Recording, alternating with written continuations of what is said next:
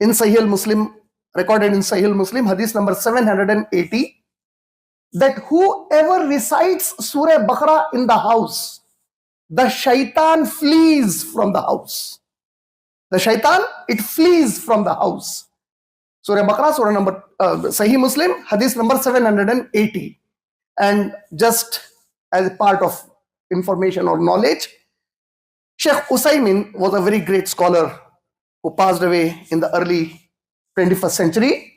He was asked a question that if we play Surah Baqarah in the audio recording, will it fetch the same result as reciting it? And he said no. He said playing it in recording is listening. And the Prophet in the hadith said reading, reciting, taqra'u.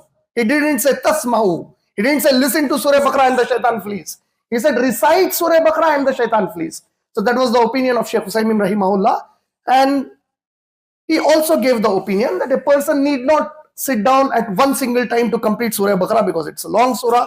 Generally, those people whose Arabic language is very fluent, who are Huffaz-e-Quran, they may take about 1 hour or a little more than an hour to complete the recitation of the complete surah. So for common people, it may take 2 hours to 3 hours. So he said, you can start the recitation, take a break, do your home chores, then come back, then start recitation again. And this way home course, and then you can complete the surah.